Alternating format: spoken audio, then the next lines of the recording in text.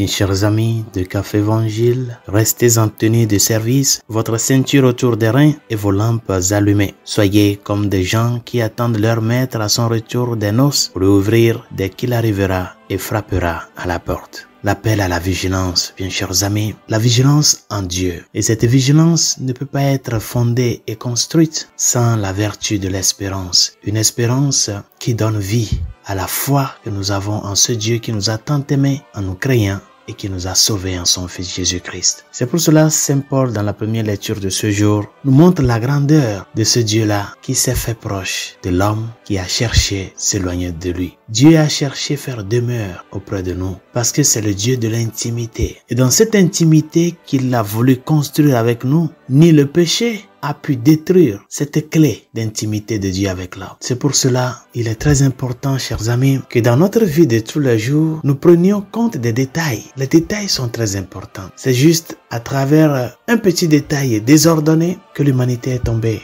dans le péché. Et parce que notre Dieu est le Dieu détailliste, il s'est fixé sur ce détail-là de notre salut en nous envoyant son Fils unique. L'intimité avec Dieu se travaille quand on essaie petit à petit de travailler les petits détails de la vie. Les petits détails. N'espérons pas de grandes manifestations. Faisons de notre vie de tous les jours, de notre ordinaire, quelque chose d'extraordinaire. Apprenons à voir la main de Dieu dans chaque instant de notre vie, dans chaque minute de notre vie. Parce que s'il a pris sur lui cette gêne-là de nous racheter du péché, c'est parce qu'il ne veut qu'aucun de nous soit perdu. Aujourd'hui, dans notre monde, la société qui est la nôtre, combien sont ceux et celles qui, pour telle ou telle autre raison, ne prennent plus de sérieux leur vie comme chrétiens. Et ce détail est important parce que si Dieu nous appelle à la vigilance, c'est parce qu'il y aura un jour où nous aurons à rendre des comptes. Soyons vigilants, vigilants avec la lampe de la foi allumée, de l'espérance allumée, fondée sur la charité. Soyons vigilants dans un esprit d'humilité, une humilité qui nous ouvre à la gratitude.